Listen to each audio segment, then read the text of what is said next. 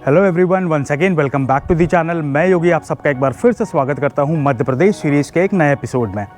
इस वक्त मैं हूं ग्वालियर मध्य प्रदेश में। ग्वालियर ना सिर्फ फेमस है अपने फोर्ट्स के लिए, पैलेसेस के लिए, एंशियंट टेम्पल्स के लिए, बल्कि फेमस है अपने स्वादिष्ट खाने और व्यंजनों के लिए और गजक के लिए। तो ये सारी चीज़ें आपको 2 दिन में कवर करने के लिए कैसे आप कर सकते हैं, ये मैं आपको बताऊंगा इस वीडियो में। डिटेल्ड आइटनरी भी बताऊंगा, टूर प्लान बजट भी बताऊंगा। तो वीडियो में लास्ट तक बने रहिएगा। चैनल पे अगर आप पहली बार आए हैं तो चैनल को सब्सक्राइब करना, वीडियो को लाइक और शेयर करना मत भूलिए। चलिए मेरे साथ घूमिए ग्वालियर।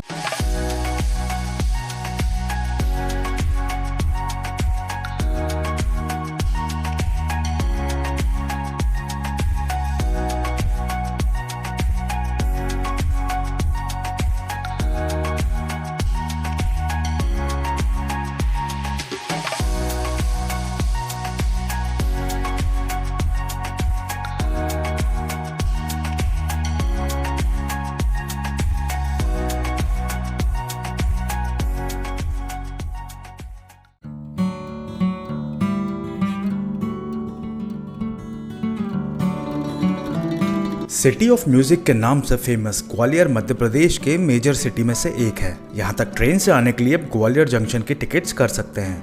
देश के लगभग हर हिस्से से यहाँ की डायरेक्ट ट्रेन्स आपको मिल जाएंगी। आसपास के शहरों से आप यहाँ बाय बस भी आ सकते हैं। ग्वालियर में एयरपोर्ट भी है, हालांकि यहाँ की लिमिटेड फ्लाइट्स ही अवेलेबल रहती हैं, तो अकॉर्डिंगली आप अपने टिकट्स बुक कर सकते हैं। ग्वालियर में पहले दिन सुबह सुबह मैं निकला ग्वालियर फोर्ट को देखने के लिए और दिन की शुरुआत करी यहाँ के फेमस नाश्ते के साथ, जो है बेड़ई पूड़ी, सब्जी और जलेबी। वैसे तो ग्वालियर में काफ़ी सारी जगहों पे आपको बेड़ई पूड़ी और जलेबी के स्टॉल्स मिलेंगे। फिलहाल मैं हूँ किला वाली रोड पे और यहाँ पे ये वाला शॉप है।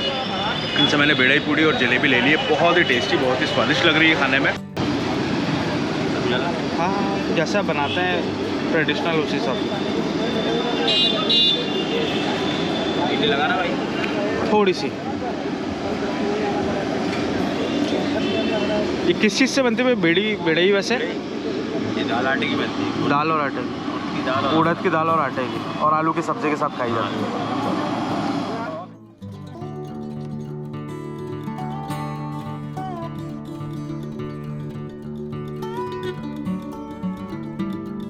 ग्वालियर फोर्ट में आने के लिए 2 मेन एंट्री गेट्स हैं। पहला गुजरी महल गेट और दूसरा है उरवई गेट। गुजरी गेट से आने पर आपको पूरा रास्ता पैदल ही आना होगा, क्योंकि फोर्ट थोड़ी ऊंचाई पर है, इसमें आपको थोड़ी थकान हो सकती है। इसलिए आप उरवई गेट से आना, जिसमें काफी ऊपर तक आप ऑटो या अपनी गाड़ी से आ सकते हैं। तो ग्वालियर सिटी से फोर्ट के ऊपर आने के लिए आपको लगभग 1.5 से 2 किलोमीटर पैदल चल के आना पड़ेगा, या फिर आप आ सकते हैं इस तरीके के CNG टेम्पो को लेके। अब CNG टेम्पोज में प्रॉब्लम ये है कि वो सिर्फ ये टिकट काउंटर, यानी कि जो उरवई गेट पे जो टिकट काउंटर बना हुआ है वहाँ तक ही अलाउड होते हैं। इसके बाद और 1.5 किलोमीटर आपको ऊपर चल के जाना पड़ेगा। अगर आपके पास ऑप्शन है स्कूटी रेंट करके आप जा सकते हैं, तो आप स्कूटी रेंट कर लीजिए, उससे आप ऊपर तक जा सकते हैं। 2 व्हीलर्स अलाउड है, 3 व्हीलर्स और 4 व्हीलर्स फोर्ट के ऊपर अलाउड नहीं है। अगर आप स्कूटी रेंट कर लेते हैं, 2 व्हीलर कर लेते हैं रेंट, तो आप पूरे फोर्ट के ऊपर बनने हुए सारे मंदिरों को स्कूटी बाय स्कूटी घूम सकते हैं। उरवई गेट से सिर्फ 500 मीटर और आगे आने पर आपको दिखेगी 24 जैन तीर्थंकरों की समाधि स्थल। तो ग्वालियर फोर्ट जिस पहाड़ के ऊपर बनाया गया था उसे गोपाचल पर्वत नाम से जाना जाता था, और इस वक्त मैं आ चुका हूँ गोपाचल पर्वत के ऊपर, यानी कि ग्वालियर फोर्ट के एंट्री गेट मैंने क्रॉस कर लिया है। तो उरवई गेट से जैसे ही आप एंटर करके अंदर की तरफ आएंगे तो सबसे पहले आपको दिखेंगी ये बहुत विशाल जैन प्रतिमाएँ, जो कि एक बहुत बड़ी सी पत्थर और चट्टान को कार्व करके बनाई गई थी। ये कोई नॉर्मल प्रतिमाएँ नहीं हैं, इनको कहीं से बना के यहाँ पर शिफ्ट नहीं किया गया। ये पूरा एक बहुत बड़ा सा पहाड़ था, उसमें से काट के इसको कर्व करके बनाया गया है। इस सब में जो सबसे बड़ी प्रतिमा है वो है 57 फीट की, जो आपको स्क्रीन पे अभी दिख रही है। और इस तरीके से यहाँ पे 24 जैन तीर्थकारों की इमेजेस को यहाँ पे कार्व करके बनाया गया था 13th सेंचुरी में। तो ये है इसका इतिहास। अब यहाँ से चलते हैं किले के ऊपर और एक एक करके सारे मंदिर या पैलेसेस या फोर्ट्स जो भी पड़ेंगे मैं आपको स्टेप बाय स्टेप दिखाते हुए चलता हूँ।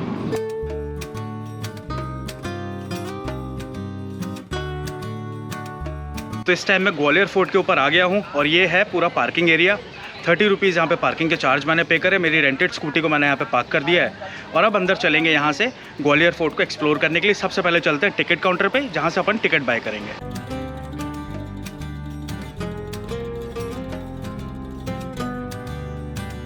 हाँ जी, ग्वालियर पैलेस एंट्री करने के लिए मैंने टिकट्स ले ली है। 25 रुपीज़ की टिकट मिली है 3 मॉन्यूमेंट्स देखने के लिए, जो कि सेंट्रल डिपार्टमेंट के अंडर आते हैं। और तीनों मॉन्यूमेंट्स को अभी देखते हैं, सास बहू मंदिर, तेली मंदिर और मानसिंह पैलेस। इनके लिए 25 रुपीज़ की टिकट कटी है फॉर 1 पर्सन। वीडियोग्राफी अगर आप करना चाह रहे हैं तो उसके लिए एक्स्ट्रा पे करना पड़ेगा। मोबाइल से कर रहे हैं तो वो अलाउड है, बट अगर प्रोफेशनल कैमरा या एक्शन कैमरा यूज़ करते हैं तो उसके लिए आपको पे करना पड़ेगा 25 रुपीज़ एक्स्ट्रा। तो टोटल मैंने 50 रुपीज़ का कूपन कटवा लिया है। अब अंदर चलते हैं मानसिंह पैलेस के सबसे पहले। ग्वालियर फोर्ट के वॉल्स पे जो आपको वॉल पेंटिंग्स दिखेंगी, खासकर ब्लू कलर की, उसकी खासियत यह है कि वो जड़ी बूटियों और कांच को पिघला के उस पेंट को बनाया गया था। टोटल नेचुरली इस पेंट को बनाया गया था और उसके बाद इसके पूरी वॉल्स के ऊपर पेंटिंग करी गई थी। अब यहाँ पे आप देखिए 500 साल से ज़्यादा समय हो चुका है, पेंटिंग्स जो हैं वो इंटैक्ट है, एज इट इज़ जैसी उस समय दिखा करती थी वही शाइन आज भी मौजूद है। कुछ हद तक कुछ पेंटिंग्स ख़राब हो गई है, लेकिन जो बची हुई हैं उसमें काफ़ी अच्छा यहाँ पे आपको देखने मिलेगा। ये आप सनराइज पड़ते ही अच्छा खासा रिफ्लेक्शन हो रहा है, ब्लू कलर का पेंटिंग एकदम उभर के आ रही है। मान मंदिर पैलेस को राजा मान सिंह तोमर ने साल 1517 में बनवाया था।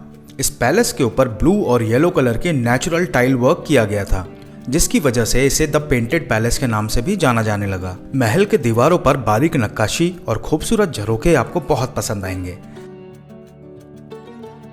और पैलेस के अंदर आपको म्यूजिक रूम, राजा रानी के शाही कमरे और दीवाने खास भी देखने मिलेंगे।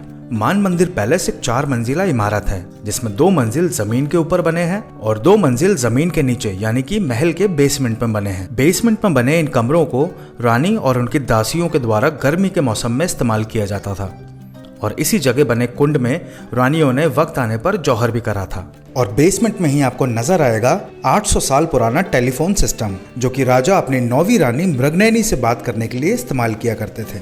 इस तलघर तक पहुंचने के रास्ते किसी भूल भुलैया से कम नहीं है, तो बेसमेंट का एक्सपीरियंस आप जरूर करना।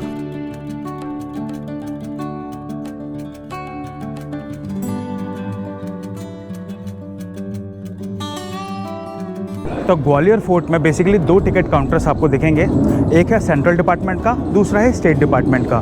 तो जो स्टेट डिपार्टमेंट वाला है उसके अंदर आती हैं 8 से 9 पॉइंट्स और जो सेंट्रल डिपार्टमेंट वाला है उसके अंदर आती हैं 3, राजा मान मंदिर पैलेस, तेली का मंदिर और सास बहू मंदिर, जिसको शास्त्र बाहू भी कहा जाता है। MP स्टेट प्रोटेक्टेड मॉन्यूमेंट्स को देखने के लिए 20 रुपीज़ पर पर्सन की एंट्री फीस है। वीडियो रिकॉर्डिंग अगर करना चाहते हैं तो उसके चार्जेस हैं 250 रुपीज़। ग्वालियर फोर्ट के इस हिस्से में आपको 9 मॉन्यूमेंट्स देखने मिलेंगे, जो कि है करण महल, विक्रम महल, जहांगीर महल, शाहजहां महल और बाकी यहाँ की बालकनी से आप व्यू देखिए।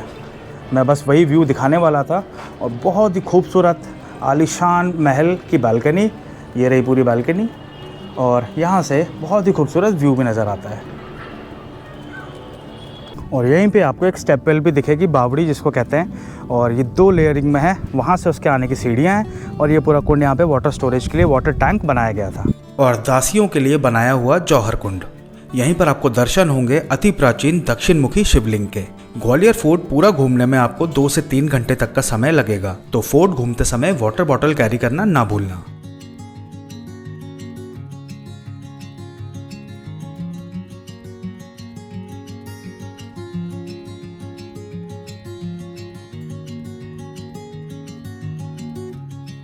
तो ये भाई मिला है मुझे यहाँ पे, ये काम करता है यहाँ पे, लेकिन ये मेरा सब्सक्राइबर भी निकल गया है। तो मैं इससे मजाक में यही कह रहा था कि आप यहाँ पे रिपेयर वर्क कर रहे हो, तो कभी ऐसा हुआ है कि गड्ढा खोदा और इतना सारा सोना निकल के मिल गया हो? और कभी ऐसा हुआ है कि सोना मिल गया हो आपको? नहीं है? और मिल जाएगा तो क्या करोगे? भाग जा चलो ठीक है, बाय। इसके बाद आप जा सकते हैं यहाँ पर बने फोर्ट म्यूजियम को देखने के लिए, जिसकी एंट्री फीस है 10 रुपीज़ पर पर्सन। ग्वालियर और उसके आसपास के इलाकों से एक्सकवेशन के बाद निकली हुई मूर्तियों को यहाँ पर प्रिजर्व करके रखा गया है, जो कि 3rd से लेके 9th सेंचुरी के बीच की दिखाई गई हैं। और यहीं पर मौजूद है 84 खंबा बावड़ी। राजा मान सिंह के शासन के दौरान यहाँ एक शिव मंदिर था, पर जहांगीर ने अपने समय में शिवलिंग को हटाकर इसे एक जेल में कन्वर्ट कर दिया और इन सभी पिलर्स पर उन हिंदू राजाओं को लोहे की जंजीर से बांध कर रखा गया था जिन्होंने उसकी बताई हुई शर्तों को नहीं माना था। और इसी के बगल में आपको दिखेगी एक बावड़ी यानी कि स्टेपवेल, जो आज भी मौजूद है। ग्वालियर फोर्ट में इसी जगह हर शाम 7 से 8 बजे के बीच में साउंड एंड लाइट शो का प्रोग्राम होता है, जिसकी एंट्री फीस 250 रुपीज़ पर पर्सन होती है। आप चाहें तो शो को अटेंड कर सकते हैं।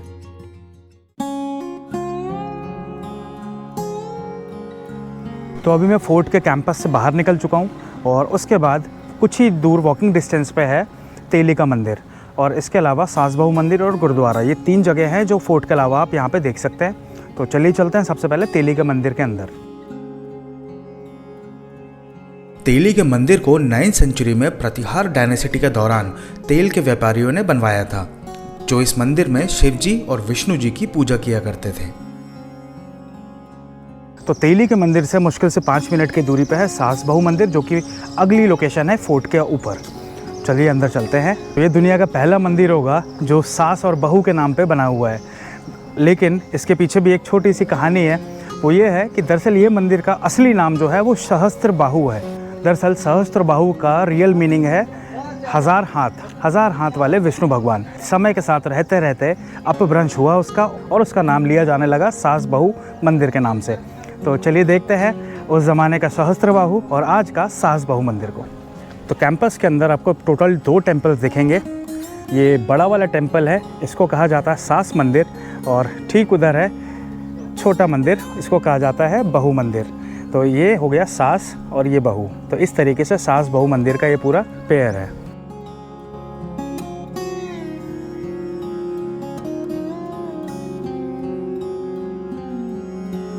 तो अभी मैं पहुंच चुका हूं गुरुद्वारा दाताबंदी छोड़ पे, जो कि ग्वालियर फोर्ट के ऊपर ही बना हुआ है।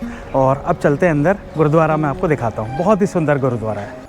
मुगल शासक जहांगीर ने सिख गुरु श्री हरगोबिंद साहब जी को ग्वालियर के इस किले में 84 खंबा जेल में कैद करके रखा था। जहांगीर ने उन्हें भी परेशान करना शुरू किया, पर अचानक जहांगीर की तबीयत खराब होने लगी। तब उसकी पत्नी नूर जहां एक संत के पास गई, जिसने बताया कि जहांगीर ने सिखों के धर्म गुरु को बंदी बना के गलत काम किया है, इसीलिए उस पर आज ये नौबत आई है। जब ये बात जहांगीर को पता चली तो उसने श्री हरगोबिंद सिंह जी को रिहा करने का आदेश दिया, लेकिन गुरु हरगोबिंद सिंह जी ने अकेले जाने से मना कर दिया और जहांगीर के सामने एक शर्त रखी कि उनके साथ कैद में मौजूद बाकी 52 राजाओं को भी छोड़ना पड़ेगा और तभी वो यहाँ से जाने के लिए तैयार होंगे। तो मजबूरी में जहांगीर को बाकी सभी बंदियों को छोड़ना पड़ा और 52 बंदी छोड़वाने की वजह से इस गुरुद्वारे को दाता बंदी छोड़ नाम से जाना जाने लगा। वाहेगुरु जी दा खालसा, वाहेगुरु जी दी फतेह। तो गुरुद्वारा दाता बंदी छोड़ में अंदर ही खड़ा हुआ हूँ और ये है पीछे गुरुद्वारा और ये रहा सरोवर। अब सरोवर में आप देखिए कितनी सुंदर मछलियाँ यार,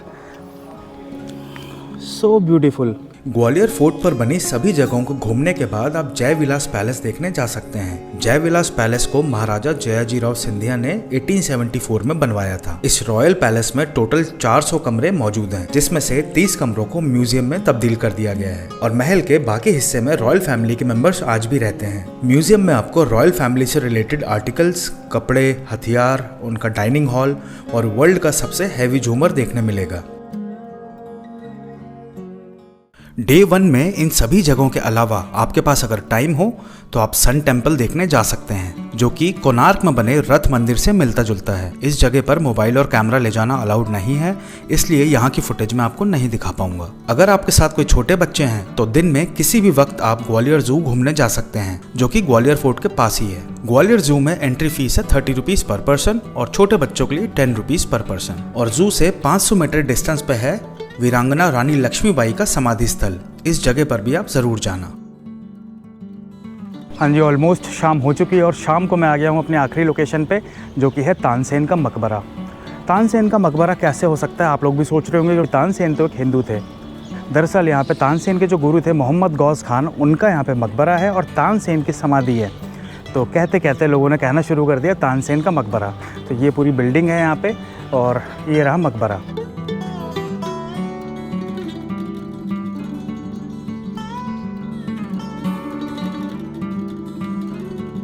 शाम होते ही खाने पीने के लिए आप आ सकते हैं यहाँ की फेमस चौपाटी पर। यहाँ वेजिटेरियंस के लिए काफ़ी ऑप्शंस आपको अवेलेबल मिल जाएंगे।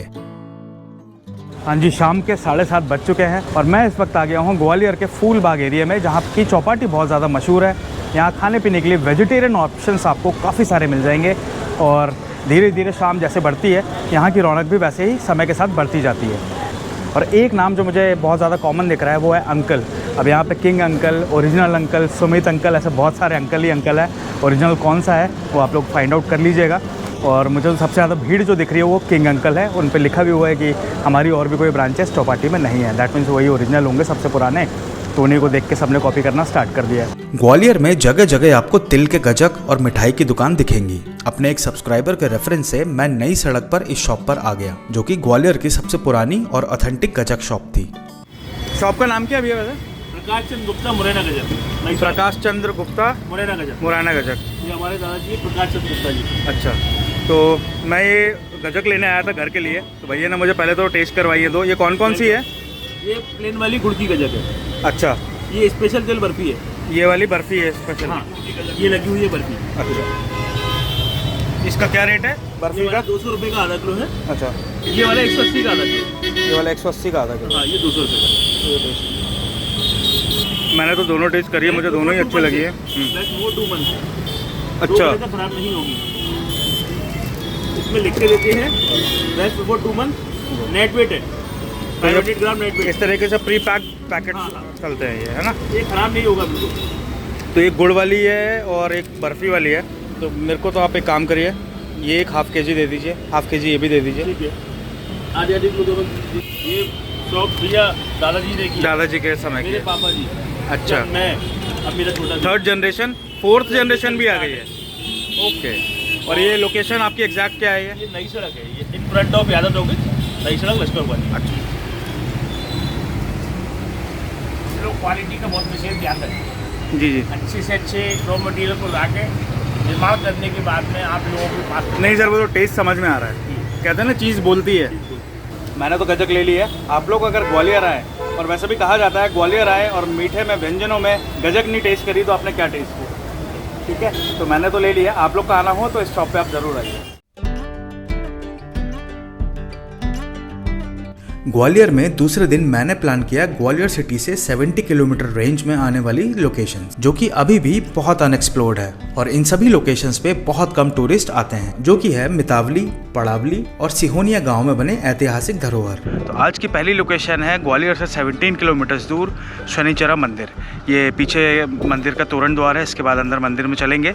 शनिचरा मंदिर के बारे में मान्यता है कि जब हनुमान जी लंका दहन करना चाहते थे, तो शनिदेव, जो कि रावण के पैरों का आसन बने हुए थे, उनकी वजह से लंका दहन नहीं कर पा रहे थे। तब हनुमान जी ने शनिदेव को अपने गदा से प्रहार करके कैद से छुड़ाया और यहाँ रावण की पहुंच से बहुत दूर फेंका, जो यहाँ पर आकर गिरे। तब से ये मंदिर की मान्यता प्रसिद्ध है। खैर, दर्शन कर लिए, अब आगे बढ़ते हैं मितावली की तरफ। ऑन द वे कुछ मुझे मिलेगा तो वो मैं आपको अपडेट देता चलूँगा।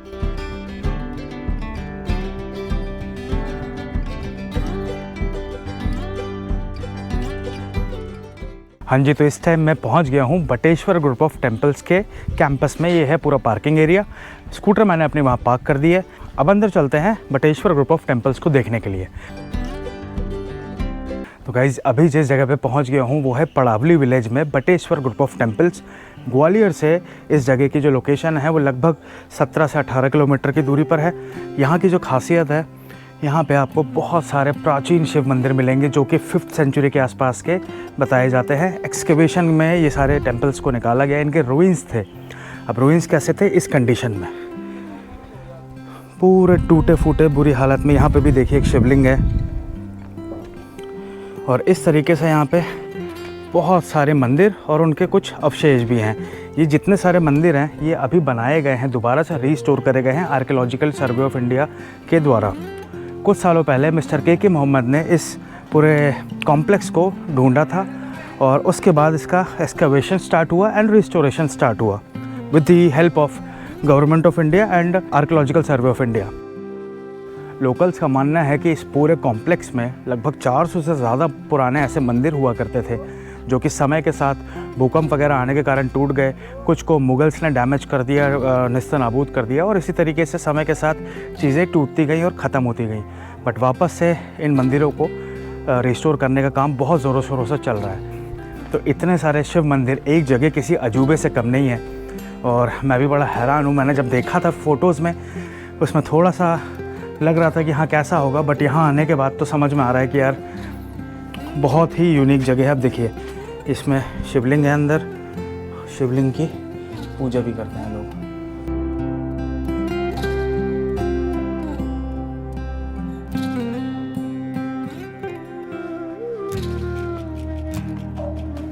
और पूरे कैंपस के अंदर टोटल 100 से ज़्यादा मंदिर बने हुए हैं और सारे के सारे शिव मंदिर हैं ऐसा माना जाता है, और सबके अंदर एक शिवलिंग रखा हुआ है। तो 100 से ज़्यादा शिवलिंग एक ही जगह पे आपको शायद कहीं पूरी दुनिया में कहीं और देखने नहीं मिलेंगे। ये अपने आप में एक यूनिक लोकेशन है।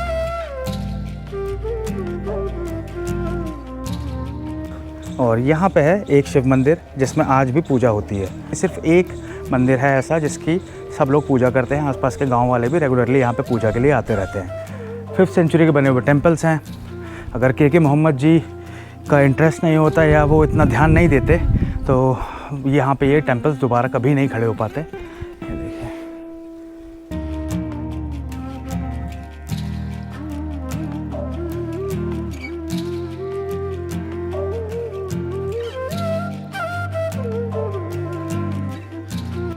अब यहाँ से चलते हैं 8 किलोमीटर आगे मितावली में। मितावली में है 64 योगिनी का मशहूर टेम्पल, वो भी 3rd या 5th सेंचुरी के आसपास का बना हुआ है। वहाँ मैं आपको लेके चलता हूँ।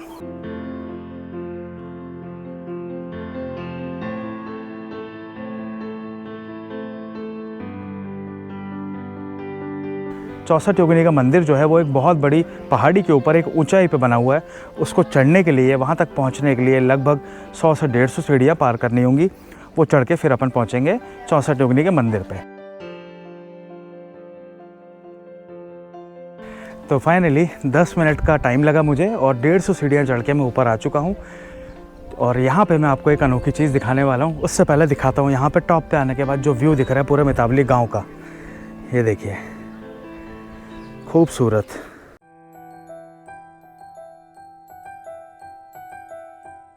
इस 64 योगिनी कॉम्प्लेक्स के अंदर आपको 64 कमरे दिखेंगे। उसके अंदर योगिनियों की मूर्तियां हैं। कहा जाता है इसके अंदर योगिनियां तपस्या करती थी। 64 योगिनी मंदिर का निर्माण कराया था महाराजा देवपाल ने 1323 में।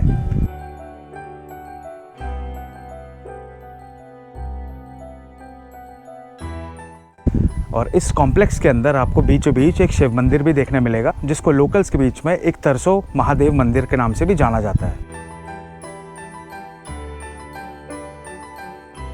एक और ख़ास बात, हमारे देश का जो संसद भवन है यानी कि पार्लियामेंट हाउस है, वो कहीं ना कहीं इस 64 योगिनी के मंदिर की जो डिज़ाइन है उससे इंस्पायर होकर ही बनाया गया था। मुश्किल से मुश्किल 1.5-2 मिनट पहले मैंने इस एंट्रेंस से एंट्री करी और पूरा ये सर्कल काटते हुए मैं वापस उसी जगह आ गया। मुझे एक पल के लिए लगा कि कोई दूसरा एंट्रेंस है यहाँ पे, और यहाँ पे थोड़ा सा भ्रम हुआ है मुझे, या यूँ कहिए कि इसकी बनावट ऐसी है कि आपको पता ही नहीं चलेगा कि आप कितने सेकंड्स के अंदर पूरा सर्कल काट के वापस उसी जगह पे आ गए। तो ओवरऑल यहाँ पे एंट्रेंस भी एक ही है और एग्ज़िट भी एक ही है, बट मुझे ऐसा लग रहा था कि दूसरा एंट्रेंस पे आके मैं खड़ा हो चुका हूँ। अभी बड़ा कन्फ्यूजन सा हुआ एक सेकंड के लिए, सरप्राइज़। 64 योगिनी मंदिर के लिए जो 2 कहानियाँ सबसे ज़्यादा प्रसिद्ध हैं वो ये है कि पहली कि इस जगह को तांत्रिक विद्या सीखने के लिए और उसको और एनहांस करने के लिए यूज़ किया जाता था। तंत्र विद्या, काला जादू सीखने के लिए इसको इस्तेमाल किया जाता था। और दूसरी जो स्टोरी है, एजुकेशन पर्पज़ के लिए इस मंदिर को बनाया गया था और 64 कमरे जो बने हैं उसमें तपस्या करी जाती थी और बीच में शिव जी का मंदिर था। तो बेसिकली 64 योगिनी यहाँ पे शिव जी की साधना किया करती थी। अब वो काला जादू वाली जो फैक्ट है वो मिथ कहूँ या ओरिजिनलिटी कहूँ उसका आइडिया नहीं है। अगर आप लोगों को थोड़ी बहुत भी इसके बारे में जानकारी हो तो फैक्ट्स क्या है रियल टाइम वो मुझे कमेंट करके ज़रूर बताइएगा। एक्चुअली हम लोग आया था अयोध्या और काशी जाने का, इधर स्टॉप ओवर था हम लोग का। इधर हम लोग ऑटो वाला को पकड़ा, ऑटो वाला हम लोग को अच्छा से इधर मंदिर खाना येना पूरा अच्छे से दिखा दिया। तो हम लोग इधर 64 योगिनी मंदिर में आया। वो सिटी से बाहर है तो बहुत हिस्टोरिक प्लेस है। इधर कोई देखने वाला चीज़ है, बिल्कुल साधक लोग इधर आता है, इन लोग को सिद्धि बन के जाएगा इधर से। हर हर महादेव, हर हर महादेव की जय। तो अगर आप ग्वालियर सिटी टूर वगैरह करना चाह रहे हैं सिंगल डे के अंदर, तो मेरे साथ एक ऑटो रिक्शा भैया ड्राइवर हैं, भैया है, इनका खुद का ऑटो रिक्शा है। एंड कितना चार्ज लेते हैं भैया आप सिंगल डे टूर कराने का? 1500 रुपये लेते हैं। 1500 रुपये में आप या बाहर वाली जगह भी घुमा देते हैं तीनों, और लोकल सिटी, फोर्ट, चिड़ियाघर सिंगल डे में आप करवा देते हैं। तो भैया से आप कनेक्ट कर सकते हैं अगर आपको ग्वालियर सिटी के अंदर लोकल टूर प्लान करना हो। कॉन्टैक्ट डिटेल में आपको इनके डिस्क्रिप्शन में आपको मिल जाएंगे। हाँ जी, तो 64 योगिनी मंदिर देखने के बाद अब यहाँ से आगे बढ़ेंगे। 25 किलोमीटर्स और ट्रैवल करना होगा और पहुँचूंगा मैं सिहोनिया विलेज। सिहोनिया विलेज में है बहुत ही प्राचीन काकड़मठ शिव मंदिर। उसकी क्या खासियत है वो वहाँ पहुँच कर मैं आपको बताता हूँ। तो मितावली से 25 किलोमीटर ड्राइव करके मैं आ गया हूँ अपने नेक्स्ट लोकेशन पे, जो कि है ककड़मठ मंदिर। ककड़मठ महादेव मंदिर सिहोनिया विलेज में पड़ता है, जो कि ग्वालियर से अगर आप डायरेक्ट बोलेंगे तो 70 किलोमीटर डिस्टेंस होगा। काकड़मठ शिव मंदिर जो है उसको 11th सेंचुरी में बनवाया गया था और एक रानी हुआ करती थी काकनवती, उनके नाम पे इस शिव मंदिर को राजा ने बनवाया था। तो काफ़ी कहानियाँ प्रचलित है इस मंदिर से रिलेटेड कि इस मंदिर को सिर्फ एक रात में भूतों ने तैयार कर दिया था और शिव जी को प्रसन्न करने के लिए उन्होंने ये काम किया था। साथ ही साथ एक रात में जितना वो कर पाए उतना ही हुआ। मॉर्निंग जैसी हुई इस मंदिर का काम बंद कर दिया, इसलिए ये मंदिर अभी भी इनकम्प्लीट दिखता है। लेकिन जो इसकी स्ट्रेंथ है वो है इसकी आर्किटेक्चर। पत्थर के ऊपर पत्थर को इस तरीके से बैलेंस करके रखा गया है, सेट करके रखा गया है कि वो आज तक वो मंदिर 11th सेंचुरी से लेकर आज तक जो का त्यों खड़ा हुआ है। ये मंदिर ना जाने कितने भूकंपों को, कितने आंधी तूफानों को झेल चुका है, लेकिन इस मंदिर के ऊपर कोई भी ज़रा सी भी आंच नहीं आई है, एक भी पत्थर डिसबैलेंस होकर गिरा नहीं है। ये पत्थर को देखेंगे तो क्या बोलेंगे आप, ये क्या, ये अपने आप बैलेंस बना के रखा हुआ है इसने, बहुत शानदार।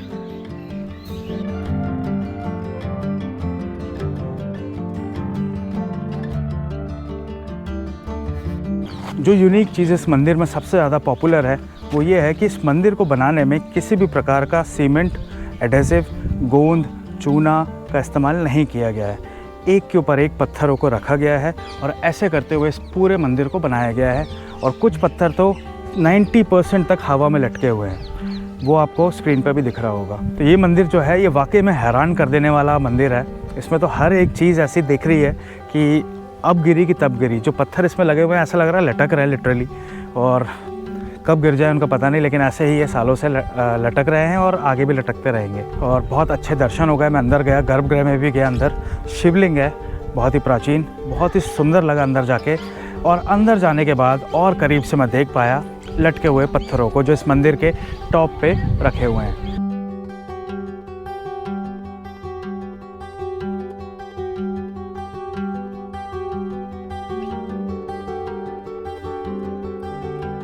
वैसे ग्वालियर घूमने के लिए 2 दिन सफिशिएंट होते हैं और 2 दिन में जो भी लोकेशंस आप कवर कर सकते हैं वो सारी लोकेशंस मैंने आपको इस वीडियो में दिखा दी हैं। और ग्वालियर की डिटेल्ड आइटनरी कुछ इस प्रकार से होगी। डे 1 में आप जाएंगे ग्वालियर फोर्ट, मान मंदिर पैलेस, तेली का मंदिर, दाता बंदी छोड़ gurdwara, Jai Vilas palace, sun temple, Gwalior जू, टोम्ब ऑफ तानसेन, रानी लक्ष्मीबाई की समाधि और फूलबाग चौपाटी। डे 2 में आप जा सकते हैं शनिचरा मंदिर, बटेश्वर टेम्पल, 64 योगिनी और काकड़मठ टेम्पल। ग्वालियर विजिट करने के लिए बेस्ट टाइम होता है विंटर्स का, तो नवंबर से लेके फरवरी के बीच में आप यहाँ पर विजिट कर सकते हैं। ग्वालियर घूमने के लिए अगर आप स्कूटी या टैक्सी हायर करते हैं तो 2 दिन में 2 लोगों के लिए होटल, फूड, फ्यूल और एंट्री टिकट्स में 4 से 5 हज़ार रुपये में इजीली आपका ट्रिप हो जाएगा और पर पर्सन कॉस्ट होगी 2500 रुपीज़ ओनली।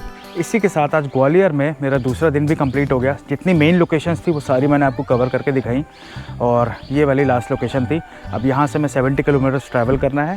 होटल स्टे मैंने लिया हुआ अपना ग्वालियर में, तो वहाँ वापस जाना है। तो 2 दिन के अंदर जो भी लोकेशंस कवर हो सकती थी वो सारी मैंने आपको दिखाई। उम्मीद करता हूँ आपको ये वीडियो पसंद आया होगा। वीडियो के अंदर फेवरेट पार्ट आपको कौन सा रहा, मुझे हर बार की तरह कमेंट करके ज़रूर बताइएगा। आपके कमेंट का मुझे बेसब्री से इंतज़ार रहेगा। मिलते हैं अपने अगले वीडियो में, तब तक के लिए bye bye, take care, stay safe, stay healthy, see you soon. हर हर महादेव।